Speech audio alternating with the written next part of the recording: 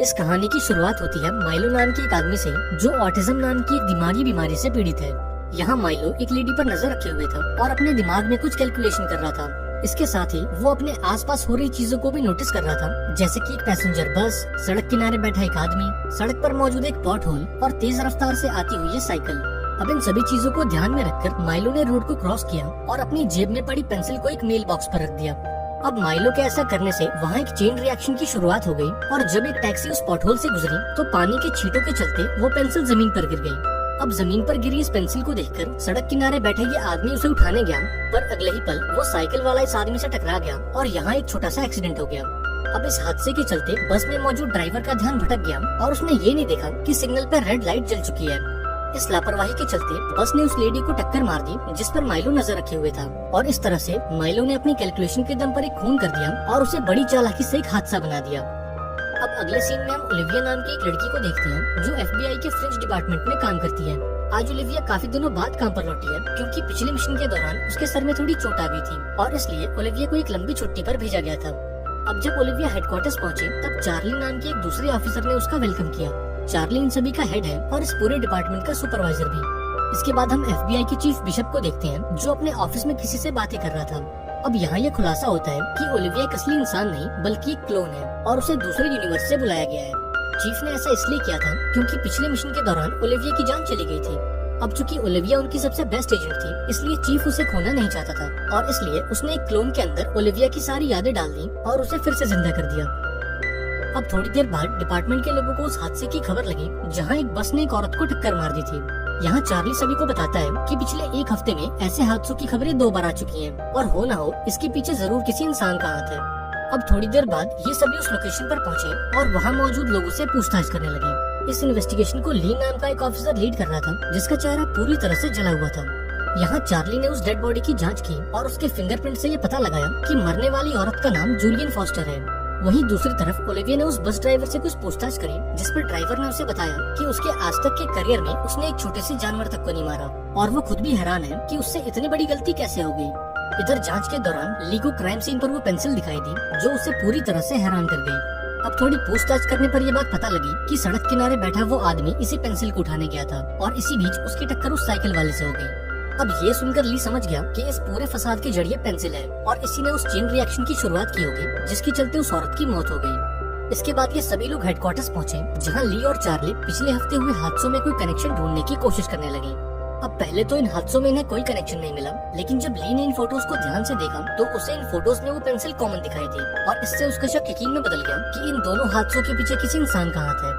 इसके बाद ली और चार्ली ने एस्ट्रिड नाम की एक लेडी को बुलाया जो इस फ्रेंच डिपार्टमेंट की एक मैथमेटिशियन है। यहाँ एस्ट्रिड सभी को बताती है कि एक ऐसे चेन रिएक्शन को जन्म दे पाना और उसे अपने फेवर में इस्तेमाल करना किसी भी इंसान के लिए इम्पॉसिबल है। लेकिन अभी वो कुछ और कहती कि तभी इन लोगों को एक और हादसे की खबर मिलती है।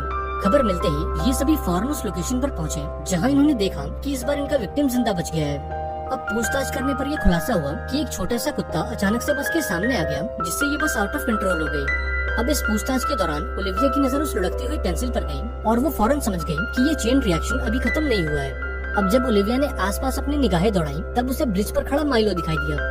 ओलिविया देखती है कि माइलो रोड के उस पार एक आदमी को देख रहा है जो हेडफोन लगाए रोड को क्रॉस करने की कोशिश कर रहा था, पर तभी सामने से आ रही एम्बुलेंस ने इसे टक्कर मार दी और इस आदमी की मौके पर ही मौत हो गई। ये देखते ही ओलिविया ने अपनी टीम मेंबर्स को इसकी सूचना दे दी और फौरन माइलो की ओर भागी। अब ओलिविया को अपनी तरफ आता देख माइलो ने कुछ हिसाब किताब लगाया और पास में पड़ी एक साइकिल को पुल से नीचे फेंक दिया। अब माइलो के ऐसा करते ही सामने से आ रही बस ने अपना रास्ता बदल दिया और सीधा उस ब्रिज की तरफ बढ़ने लगा जिसके ऊपर माइलो खड़ा था। इधर ओलिविया भी ब्रिज के ऊपर पहुंची और माइलो के सर पर अपनी बंदूक तान दी, लेकिन अभी वो कुछ कर पाती उससे पहले माइलो ने इस ब्रिज से जंप लगा दी और सीधा उस बस के ऊपर जा गिरा। अब जब तक ओलिविया कुछ समझ पाती तब तक माइलो उसकी गिरफ्त से निकल चुका था। इसके बाद माइलो अपने घर पहुंचा जहां उसकी बहन मैडी उसके लिए परेशान हो रही थी। यहाँ मैडी कहती है कि पिछले कुछ दिनों में हमें हॉस्पिटल से काफी कॉल्स आ चुके हैं और हमें जल्द से जल्द डॉक्टर से मिलने जाना होगा, लेकिन काफी समझाने के बाद भी माइलो हॉस्पिटल जाने के लिए राजी नहीं हुआ और मैडी की बातों को नजरअंदाज कर दिया।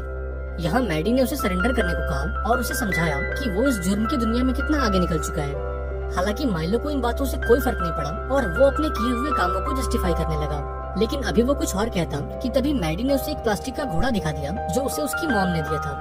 अब ये घोड़ा देखकर माइलो काफी अनकंफर्टेबल हो गया और उसे अपनी मॉम की याद आ गई जो अब इस दुनिया में नहीं है।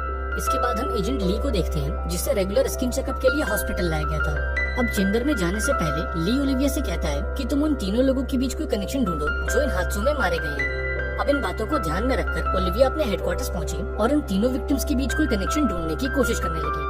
अब थोड़ी जांच के बाद ओलिविया को ये पता चला कि जो 3 लोग उन हादसों में मारे गए थे वो सभी एक ही हॉस्पिटल में काम करते हैं। इसके बाद ओलिविया ने ये सारी जानकारी चार्ली को दी और ये दोनों फौरन उस हॉस्पिटल में पहुंच गए। यहाँ ओलिविया की नजर कुछ मरीजों पर गई जो सेम टू सेम वही पेंसिल यूज कर रहे थे जो उन्हें क्राइम सीन पर मिली थी। थोड़ी देर बाद ये दोनों डॉक्टर लेविन से मिले और उन्हें उन तीनों विक्टिम्स की तस्वीर दिखाई।